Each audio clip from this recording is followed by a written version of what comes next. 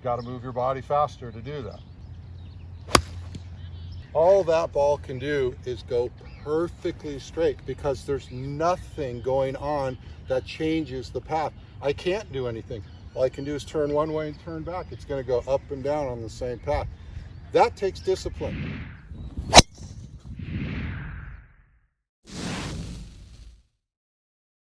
Jon Levitt is the professional golfer that first introduced me to the idea of going over the top. It's a feeling, he told me. And Jon Levitt is a Southern California legend who's won over 100 professional golf tournaments. He played in the 2000 U.S. Open at Pebble Beach that Tiger Woods won by 15 shots. And this week he's playing in his third U.S. Senior Open. Good luck, Jon. Go get him. I'm a golf instructor and I spend 5 days on the range giving golf lessons, and my 2 days off I go and play golf. I love the game. Actually, right now I probably hit the ball as far as I ever have in my life, and I mean that is probably 70% because of the equipment and 30% because I've made changes to my golf swing. This is Jon Levitt, one of the most awesome golfers I know. The thing that's incredible is you guys know we're out here today for the over-the-top miracle swing. That's what I call it. That's just what I feel. And the funny thing is Jon was working on this with me 1 year ago this month, and I kind of got it. I was compressing the ball better, but there was an element that I just couldn't wrap my head around at first. I had a tendency to pull the ball, but I got that worked out by changing my backswing, and part of that was having a round with Jon earlier this year where I was videotaping him, and I was like, oh my God, and I felt like I saw something. For me, it feels like I'm going over the top. I want Jon to go ahead and take it away because he has the professional point of view of this golf swing. I'd love for you to talk about how you used to swing the club, why you changed, and why you think this is a better way to hit the ball. Now, let's give him a round of applause here. This is Thank you. awesome. Okay, yeah, that's a good place to start. Just why did I change to this golf swing? I was taught early on that the old way of doing it, and the old way was to try to keep your hips real quiet and make a nice big turn and really stretch out your left side, and you want to open up your hips and then get your shoulders over the ball and release the club and follow the club head all the way out. And I won 100 golf tournaments doing that. I played all over the world doing that, and I destroyed my back doing that. And even in a round of golf, I can't tell you how many times I was 6, 7, 8 under par in a round of golf, and I would just lay the sod right over a shot because, and I'll explain to you why that happens later, but if you're not rotating properly through impact, you're going to hit a lot of fat shots. If I keep my legs real still, I could be pretty stable over the ball. It torques your back to the point where you end up destroying it. Now in a 15-year career of traveling, playing in Asia, playing in South America, playing all over the United States. I played on the Nike Tour, which is the Korn Ferry Tour now. It stresses your back so much to do this every day. So never in a day did I hit more than one bucket of balls, never. A handful of times in my whole career did I actually go out after a round of golf and hit balls because I just couldn't play the next morning if I did, right? Now, I could hit 3 of these buckets of balls. I could go play 18 holes. I could come back and probably hit 2 more. And I have not had one episode with my back since I changed to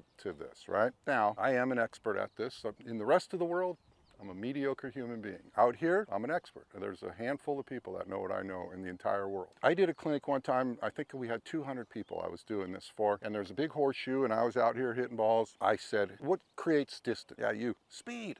Right? How about you? Speed, speed, speed. That's it, right? That is not necessarily correct. That is half of the equation. The second half is force. You have to create force. Downward force, ground force. These are all things that make you compress the ball, move faster, remove hindrances from your swing. That's the main thing I teach, is how to get things out of your way. How to move the fewest amount in an entire golf swing and still be effective. The problem with most people is they use their hands, their arms too much. They get the club off the path. They open and close the club face. I watch a lot of guys on Instagram and they talk about how you want to swing your hands and use your wrists and how to honestly, and I'm not saying that's not good advice or that's not true. I try to do the exact opposite. I literally try not to use my hands and my arms in the entire golf swing. I don't want to create that much momentum with my hands and my arms. I will lose the club face. I'll get off of a path. It'll slow other parts of my body down, because if you're swinging if you're swinging fast and you're rotating properly and your arms are going faster than they need to go, you're going to hit it left every single time.